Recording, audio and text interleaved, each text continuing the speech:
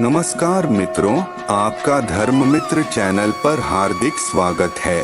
हिंदू धर्म में नागों को भी देवता माना गया है और उनसे भी जुड़ी कई पौराणिक कहानियां बेहद प्रसिद्ध हैं।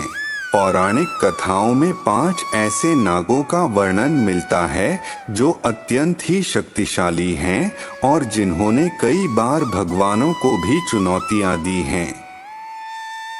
तो चलिए जानते हैं इन 5 शक्तिशाली नागों के बारे में।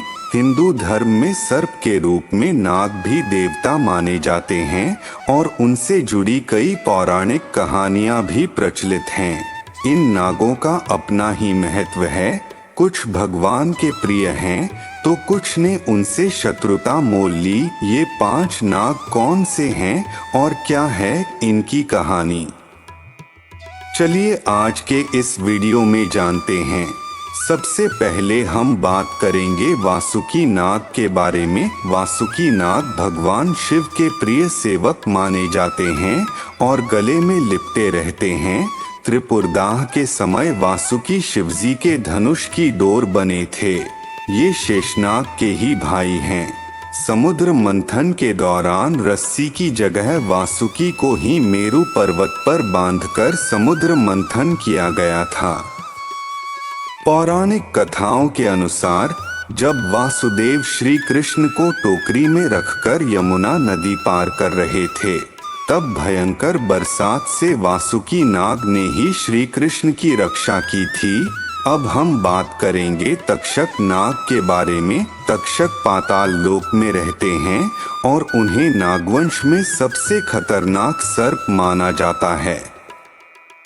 कथाओं के अनुसार तक्षक नाग के डसने पर राजा परीक्षित की मृत्यु हुई थी, जिसका बदला लेने के लिए उनके पुत्र जन्मेजय ने नाग जाति का नाश करने के लिए नाग यज्ञ करवाया था।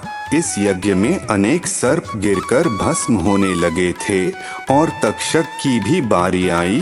तक्षक देवराज इंद्र की शरण में गया। आस्तिक मुनि के कहने पर यज्ञ रोका गया और तक्षक के प्राण बचे। तक्षक को कलियुग के आगमन का कारण माना जाता है।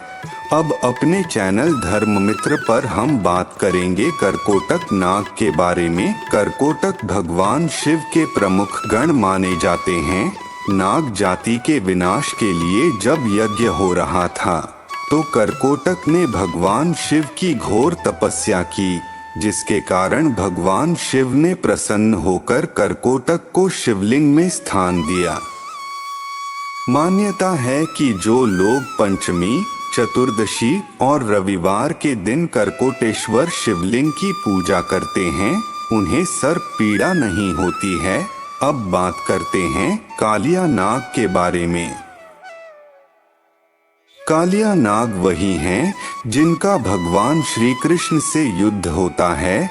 जब श्री कृष्ण यमुना नदी में अपनी गेंद लाने के लिए जाते हैं, भगवान श्री कृष्ण कालिया को युद्ध में पराजित कर देते हैं और उससे सपरिवार यमुना नदी छोड़ देने के लिए कहते हैं, क्योंकि उसके जहर से यमुना नदी का पानी जहरीला हो गया था। अब अंत में हम बात करेंगे शेषनाग के बारे में। शेषनाग ऋषि कश्यप और कद्रु के ज्येष्ठ पुत्र माने जाते हैं। शास्त्रों के अनुसार इन्हें ब्रह्मांड का पहला नाग माना गया है। कहते हैं ब्रह्मा जी ने इन्हें यह जिम्मेदारी सौंपी थी कि पृथ्वी का भार वहन करें। तब से इनके ही फन पर पृथ्वी का भार टिका हुआ है। शेषनाग को भगवान विष्णु का सबसे बड़ा सेवक माना जाता है और क्षीर सागर में भगवान विष्णु शेषनाग पर ही लेटे रहते हैं। पौराणिक मान्यताओं के अनुसार शेषनाग के हजारों सिर है, जिसका कोई अंत नहीं है, इसलिए इन्हें अनंत भी कहा जाता है। लक्ष्मण और बलराम शेषनाग का ही अवतार थे।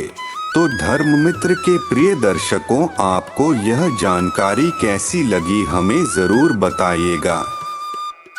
धन्यवाद।